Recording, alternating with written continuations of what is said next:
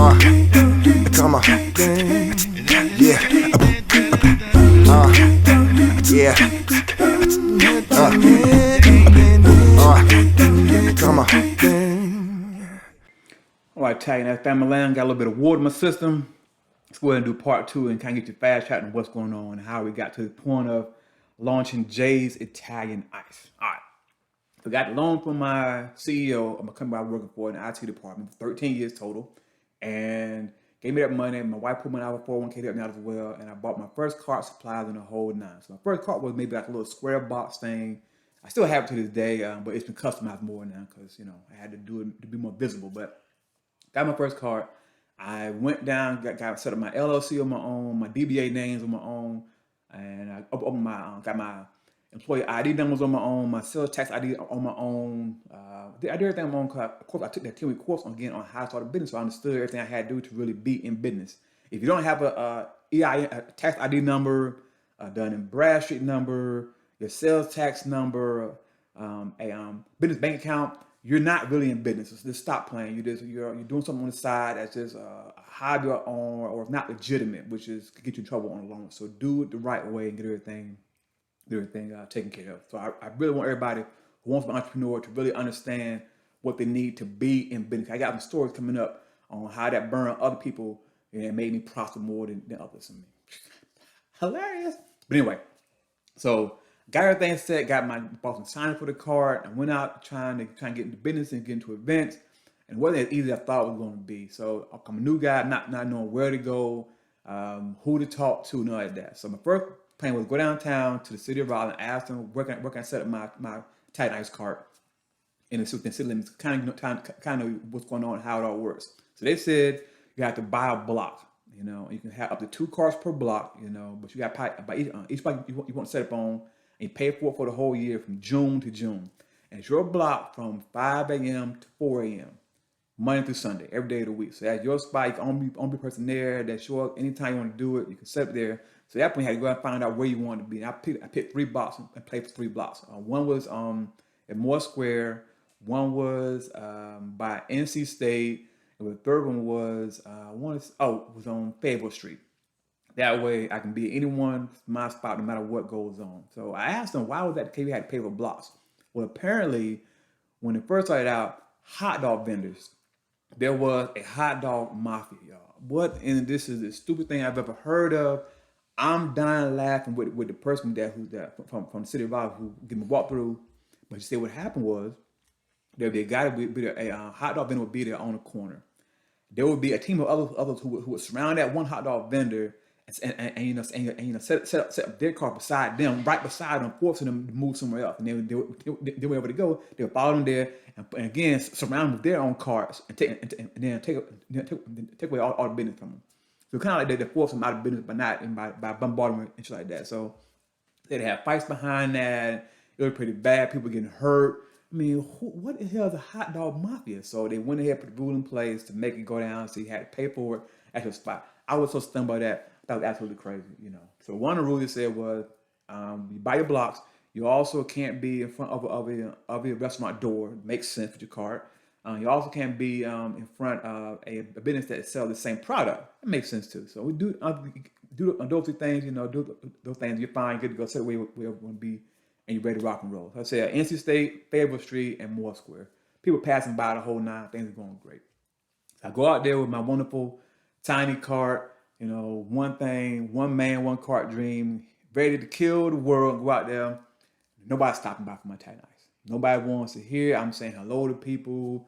They're putting their head down, ignoring me the whole night. I'm like, wait a minute. First of all, my energy is great. People should love me everywhere I go, but it's not popping how I want to be. So I had to learn that, hey, you need to be more vocal. They say hello to people first. And I talk to people who own hot dog carts, about it. And they say what it is. The customers want to see you there consistently. If you're there all the time, you see it. At some point, they're going to want to come support you. Be able to pop from there. They were right. Pick one location, stay there consistently during your time frame. They'll see at some point they're going to want to support you and go from there. Do it that way. They were right. So I stayed for the most part.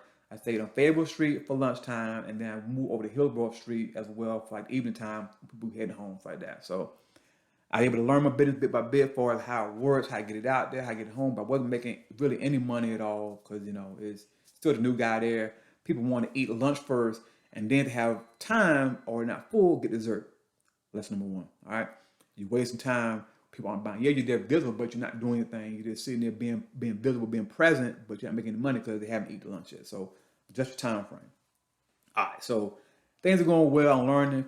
I did come from an ad agency and IT department, so I understood marketing better. So I went ahead and had signs made up, making it looking all cool and neat. Thought would help out. It did. It wasn't as pretty as I wanted to be, but it was okay and how it goes from there. So doing that for like a year or so, and things are going well. And I'm finally understanding the business and what goes on, how it works. So two major things that happened that boosted my business the most was me setting up by NC State was fantastic on my Hillsborough Street because kids passed by all the time and they would see me, at some point the kids would stop and it's great you're always here on these days. It's wonderful, it's fantastic. They loved it and they said, hey, if you can, we're trying to get you on campus, tell everybody about you, come support you.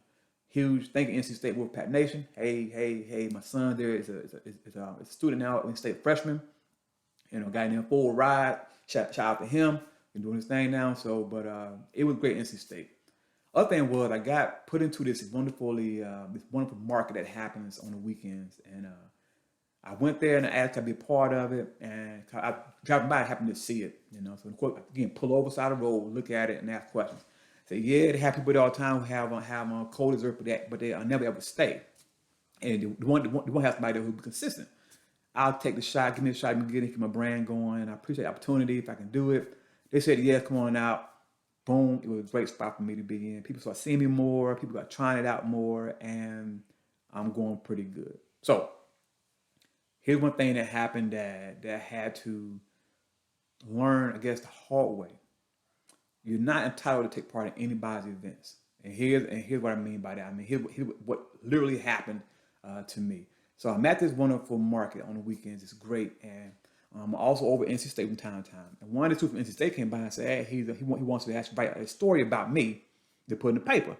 Okay, fine, of course, come on through. I'm loving it. Easy press, no big deal there. Been in school, paper for NC State, it'd be a good look for me, and things like that. So he come out to the market to interview me. They take photos, do an interview thing, everything's going well.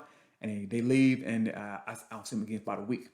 So I come back to this market the very next Sunday, and only the market come running to me, losing their mind. They are going crazy. What is the matter with y'all? Oh my God, Jay! You see the article? What are you talking about?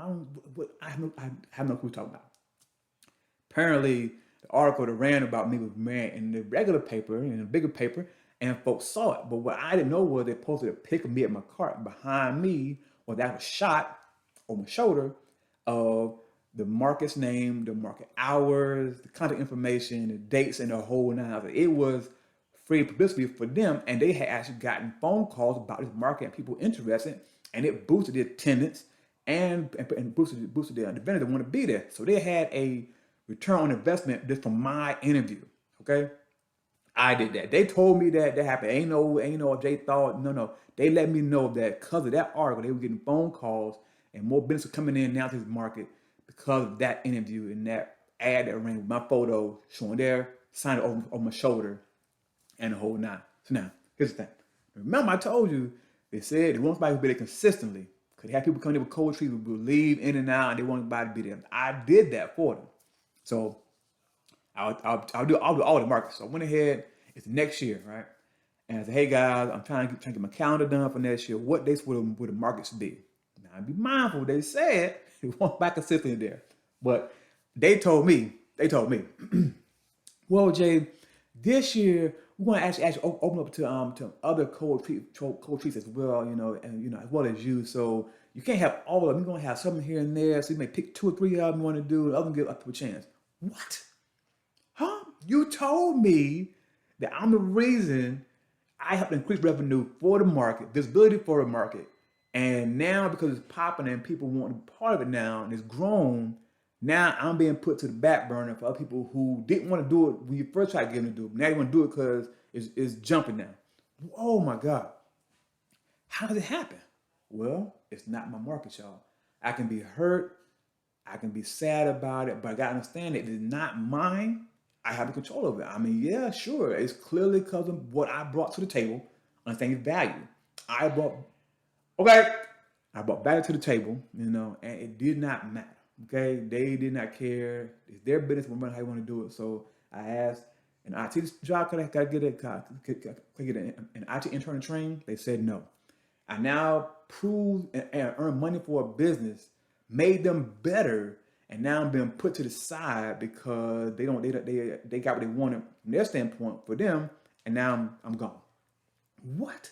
Who does that? So again, if you don't own it, you're not entitled to be part of nobody else's business. Remember that going forward. All right, that's very key. All right, I'll be back, y'all. Do a part 2 on this thing, get it going. Part 3 will discuss what happened also at the same market to where I ended up getting fussed out trying to get to my very first big event. I mean, I still have even today because it was so cold blooded, cussed me out for applying for the event. Whoo! You gotta see this, y'all. All right, part 3 coming soon. Probably today after I eat, Hold on, give me a minute.